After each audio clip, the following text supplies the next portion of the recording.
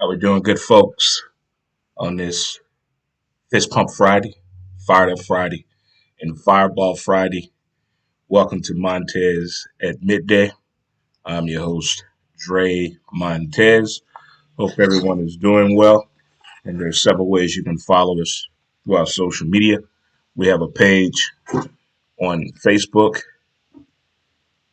Who's to Blame, Instagram, Who's to Blame, podcast, Twitter at W2B Dre Montez as well.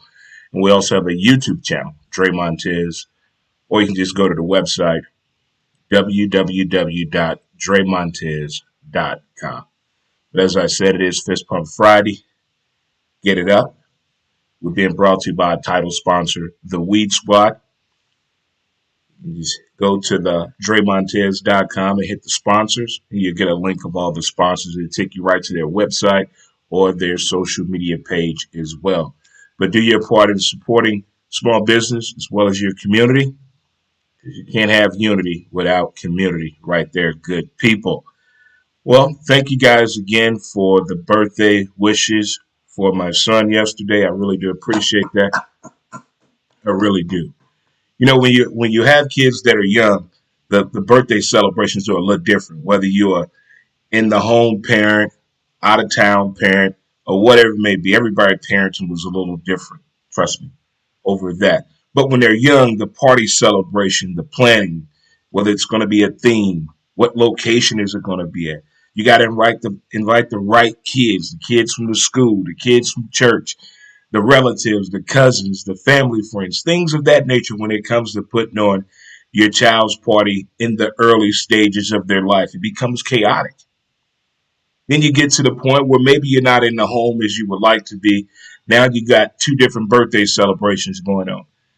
You're going to have one before the birthday. Then you're going to have one on the actual birthday. It gets confusing to a child coming up. Then you get to the point in the child's life where somebody else has stepped in, whether it's a woman or a man.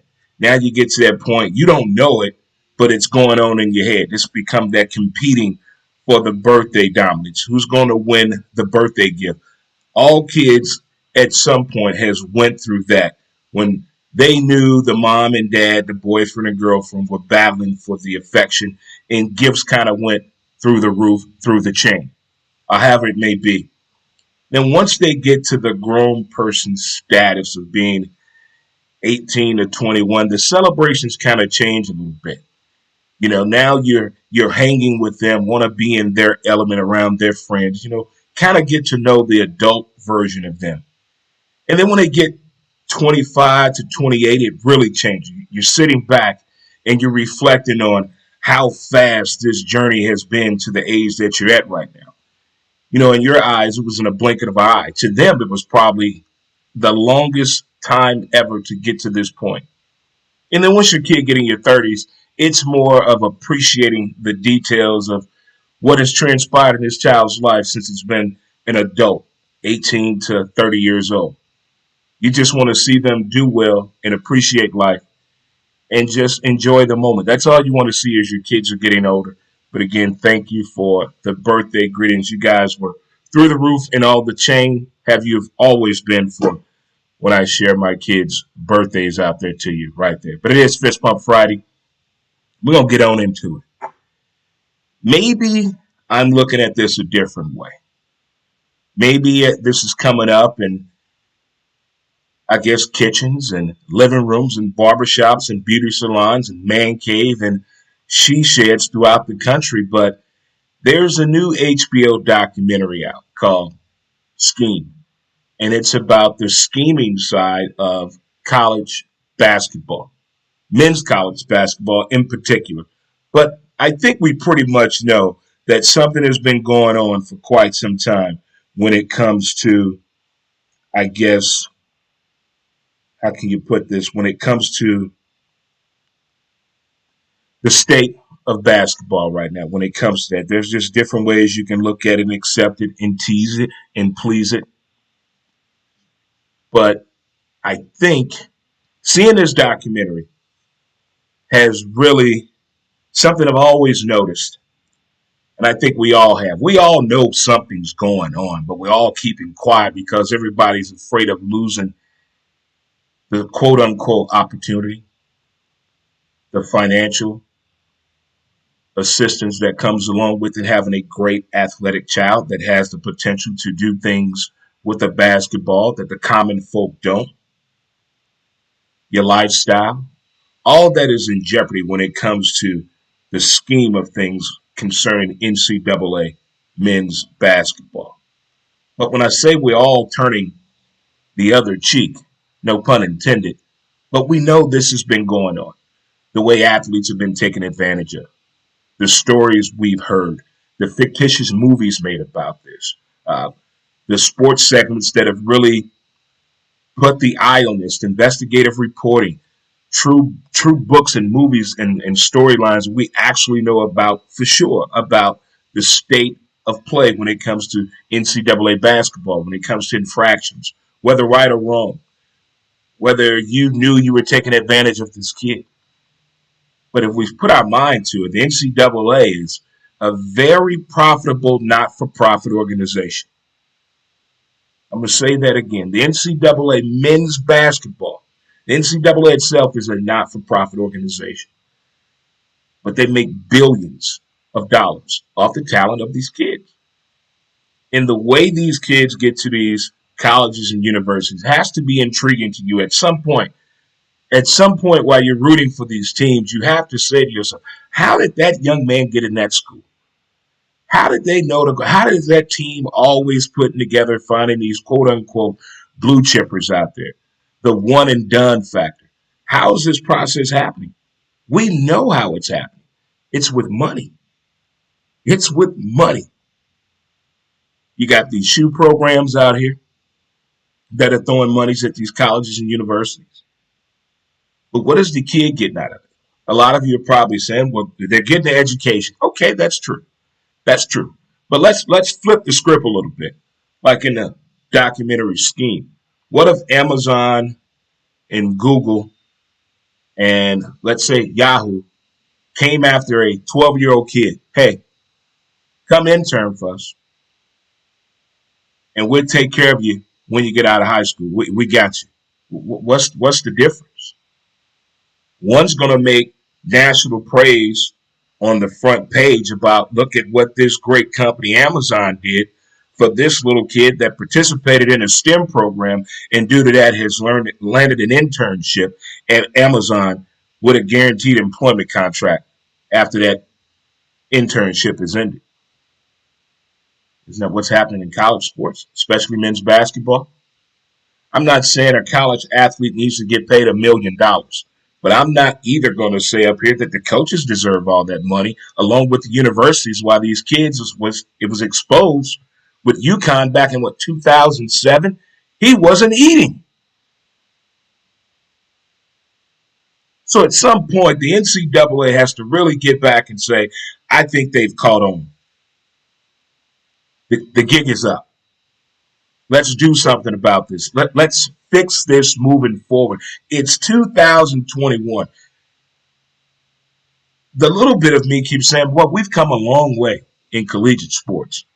And then we saw what happened last week with the women's side of the NCAA March Madness basketball tournament. We saw that treatment. We saw the swag bag. We saw the food. And it's 2021. So what makes us think possibly they're going to stop the scheme of things because it's really putting money in the people's pockets that control this thing. So basically, there's nothing we can do about it. I don't care how many stories come out about Louisville's basketball team. Yeah, we know they won the national championship. You took that down, but nobody really got punished. Nobody really got punished. When you take someone's national championship away, you try to tell us, hey, that didn't happen. You didn't see anything. I expect heads to be rolling, people going to jail. But the way that they hide the wording and the phrasing of these infractions throughout college sports is interesting to me. Wiretapping, fraud, frauding the college or university if The local pizza parlor gives the star basketball player free pizza, and the NCAA finds out now that kid cannot fulfill the obligation of said scholarship that he earned because of giving the free pizza. Because now that pizza company is in trouble for doing that. That's how rough it is. That's how the wording and the verbiage is out there. That's why I keep preaching this financial learning curve we must get over. The educational side of this and the marketing and the social media, that all needs to be attacked as one. If you have a kid that's about to leave your home and possibly be on television every damn sporting event in the next 2 years to come, you got to have that conversation to know what's coming. Are you prepared for this? You can't sit up there and say, well, we had no idea this was coming. The boy or the young lady been on the cover of every magazine the past 10 months, but you didn't know this was coming. At some point, we got to use this, people. Not all the time. I know it's fun to get off the rails sometime, not think sensible. We've all been there. But when it comes to the side of the NCAA basketball, I'm just amazed they've gotten away with so much and so little has been done. That's what amazes me. Now, each entity has its own problems. Don't get me wrong. I'm not just pointing the finger at NCAA basketball. It's due to this recent documentary I saw called Scheme that really had me like, whoa, wow. There was only a little bit of a storyline we got about all this. A little bit, just a little bit. But when the documentary tells you the whole story, FBI informants, illegal wiretapping, blackmail, running a game against the FBI with the FBI's own money, our tax dollars paid for a trip to Vegas, with an excession of $50,000 is being blown of the taxpayers' dollar. But nothing can be done because why, kids? It's the NCAA basketball. Mm, mm, mm. Let that sink in here for you. Montez at midday on this Fist Pump Friday. We're going to take a short break and come back with more questions and concerns. Mountain Man Screw. As smooth as a river flows.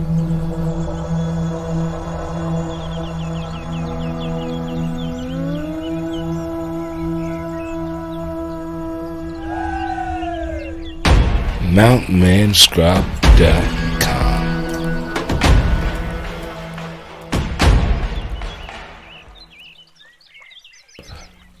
Get your scrub on.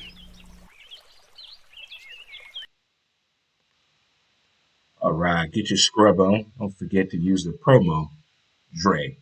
MountainManScrub.com. Get it on, get it on, get it on. But check out that latest documentary, Scheme. It's on HBO. Pretty deep and detailed.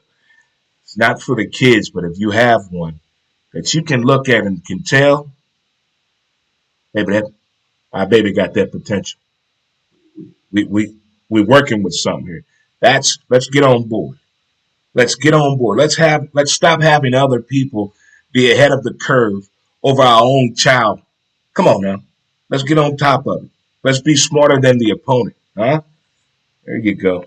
Well, a year ago, travel plans were a little up in the air as we were hit with new wording and new vocabulary and new ways to go about the day with the pandemic of COVID-19, whatever conspiracy theory you want to put to this, things changed a year ago. Travel plans were all over the place. Whereas we have been slowly opening up over the past few weeks. Is it safe to make travel plans moving forward? Because I'm putting together a little sports bucket list for the summer. That's what I'm looking forward to. But is it safe to make plans? I mean, can you go ahead and make hotel reservations 2 months down the road to save 70%, as the travel industry tell us to do, asking for a friend? Can I go ahead and buy the baseball tickets for a game in late I'm sorry, in mid-September. Should I do that now or do I have to wait? Because like the cruise line, they're not planning on giving everybody a full refund in case the game is canceled due to COVID. No refund. So we got to be careful of that because we don't want to get upset and throw a temper tantrum like we didn't had a Popeye's chicken biscuit and now we can't go back for seconds because they sold out. We turned down the door. So I want to know moving forward, is it safe to really make plans or should you just be very spontaneous about it? Is your family trip going to be spontaneity? Are we actually breaking out the Randall McNally map book? Are we planning this thing out? We got the kids around the table, TVs off, cell phones down. Let's engage in the family trip. Is that still a thing? Or is it kids, you go your way, your mom and I going this damn way, and we'll holler back at y'all Memorial Day weekend? I mean, what's going on? How is the family trip planning going in 2021? We still going? We up in the air? Or we just going to change our trip up? Instead of going to Scottsdale, Arizona, we're going to go to Branson, Missouri. Is that what we're doing? What's the backup plan here? Because I want to get out and see some different sporting events. Go to some horse racing. Go see some men's competitive softball. Some women's softball, huh? Some beach volleyball. Huh? How about that? Huh? I'm all for that. Some 3-on-3 basketball somewhere. Going to a regatta, a Major League Baseball game, an NFL spring training game or a workout session, a collegiate football game. Jackson, here we come. But I want to get out there. I think last year we were a little, I don't know if I want to go outside. Should I be touching that door handle? Do I use my sleeve to open the door every place now? How often should I wash this mask? How many masks do I need to have? There's so many questions, so many theories, a lot of conspiracy thoughts out there. If you haven't talked to your local conspiracy theory person, we all have one at our local watering hole. Enlighten yourself and talk to them about the latest conspiracy theories that they have. They're not to be laughed at. They're meant to be heard and listened to. And all you have to do is say, mm-hmm. You'll make their day. I guarantee you.com. I really do. I'm not going to promise you that, but I guarantee you that right now. Again, thank you, folks, for the birthday shout outs to the oldest boy of mine. The oldest one. 31 years old. Not me. Not me. Not me. He's 31. He's 31. Speaking of kids and age and all that, in my days of working in the restaurant industry and in my days of working downtown, driving a golf cart, this always came up this time of the year. Or you guys hiring my son or teenage daughter looking for a job. Is the working teenager still a thing? I'm asking for a friend. I don't hear too many people trying to push their kid that's a teenager to get a damn job. I don't see it as much as often as I used to probably 10 years ago. Maybe because I'm not around people with teenage kids, but I'm again, let's talk. We're friends here. Is there something still of high need or stress, or have we just accepted the fact you got a lazy motherfucker in your house? I mean, just let me know. Let me know. Because where are the kids working at nowadays anyway?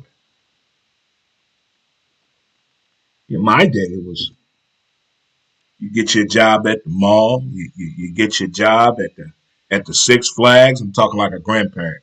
And then you get your job at a restaurant and you save your money.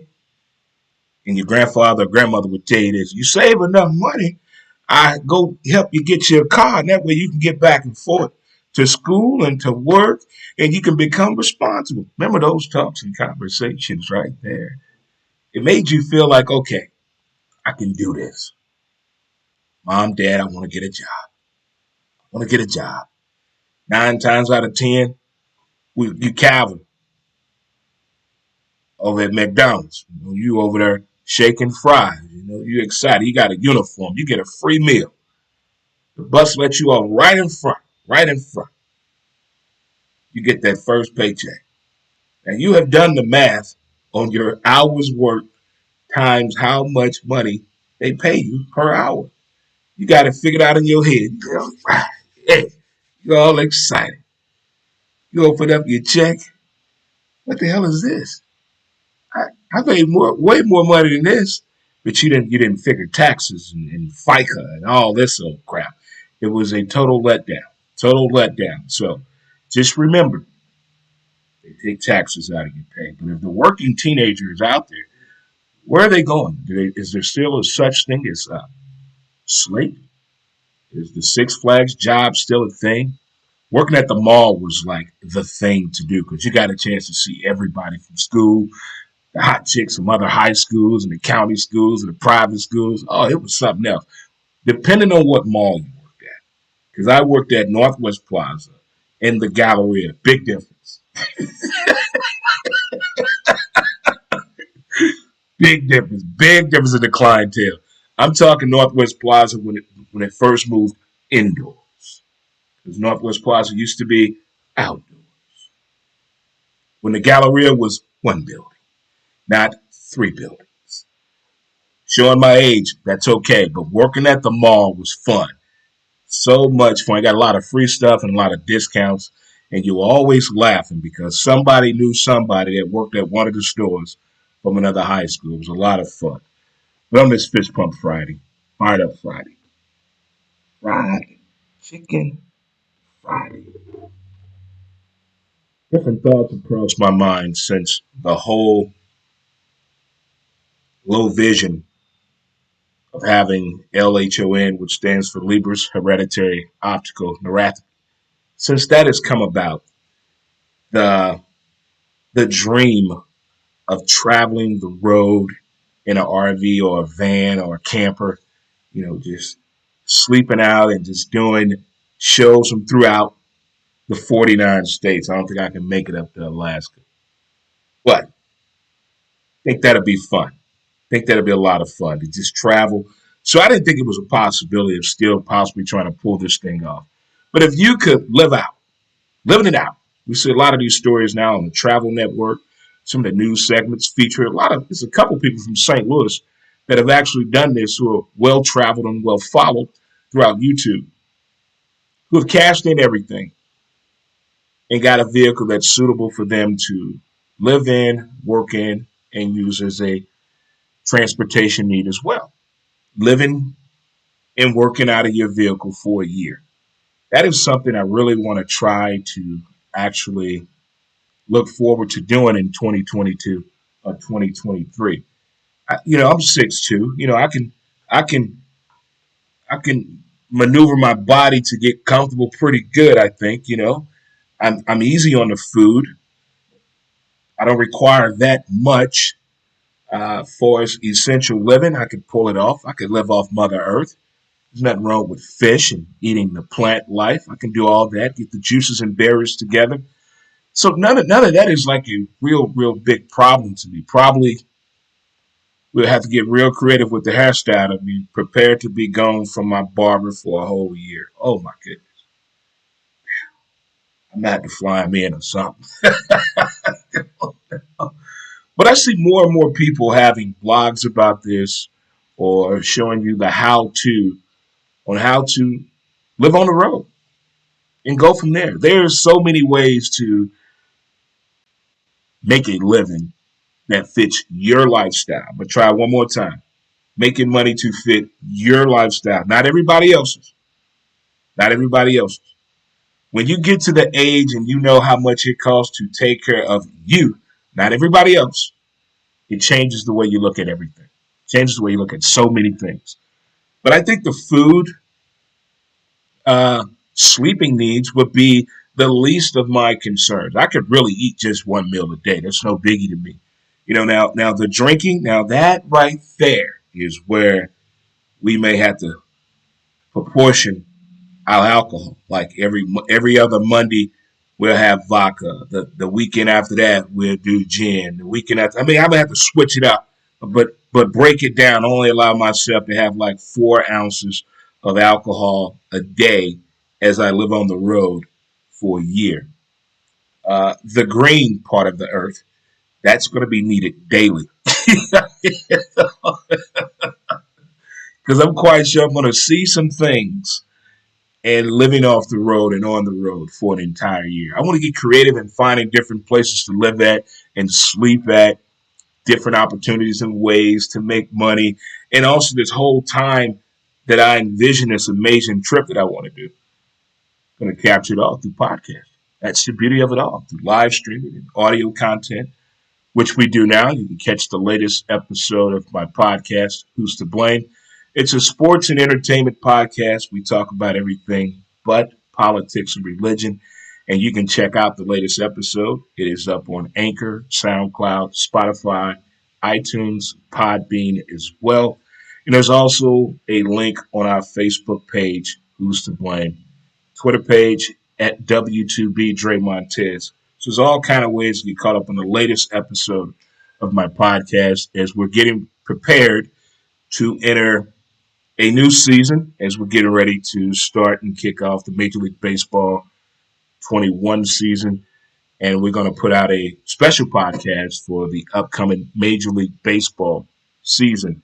Now, with so many people in this region and area that have content for the St. Louis Baseball Cardinals, the Chicago Cubs, and the Chicago White Sox, and also the Kansas City Royals, I do not necessarily talk the entire time about the Cardinals. I think there are a lot of people in this area that do a phenomenal job at bringing you your Cardinal news. Well, I will share stories about the Cardinals. I just don't go all in, all red for the Cardinals, but I am a diehard Cardinal fan. I just think the guys who get paid the big bucks do a little bit better job of talking about the Cardinals than I do. But for as baseball as a whole, that's what this next podcast episode is going to be about. It's about the upcoming 2021 baseball season, the expectations, and the realism that comes with being a Major League Baseball fan of a specified team or a specific player out there. Or maybe you are just into the new coaching style, the way baseball is headed, or you're a little bit more old school. How do you feel about the menus at the baseball stadium now? Have they gone too far beyond a hot dog and a hamburger and some nachos and popcorn and cotton candy and a pretzel? They have gone too far at the Major League Baseball ballpark. If you don't believe me, Google it. Check out some of these menus. You're going to be like, what the? And for a baseball game, some foods I don't feel comfortable eating while I'm watching said sporting event. Some beverages I can't drink while watching said sporting event. I can't drink wine watching football. Doesn't make sense. Doesn't make sense at all. I can't drink soda watching football. Doesn't make sense at all. So things like that. I'm going to discuss that on our next podcast episode. But you can check out the latest one now. It's up there and it's about all that. Well, check your bracket, whether it matters or not, your men's bracket or your women's bracket. No matter what, we had fun playing the basketball bracket this year. It's been fun, and welcome back, because last year we missed you. We were at a different place a year ago at this time. Now look at us now. We're smiling again. We're high-fiving. Speaking of high-fiving, I forgot to do it at the beginning of the show. It's high-fiving. Chest bump. Let's hug it out. And if you're celebrating a birthday today, happy birthday to you. Anniversary, happy anniversary. If you did something good today, congratulations, you deserve it. And if you're worried about the interview, don't worry about it.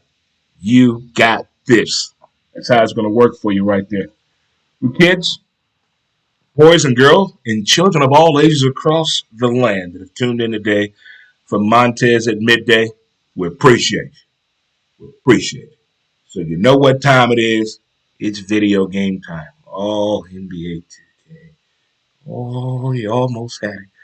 Oh, you almost had it. We're getting close to opening day, kids.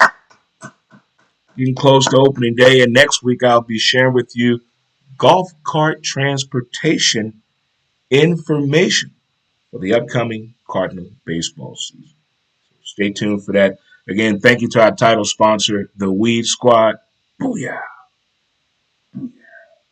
And the rest of you good folks, enjoy your Friday. Be safe, be smart, and most importantly, let's appreciate the details of the day. You guys take it easy. And I think we out of here.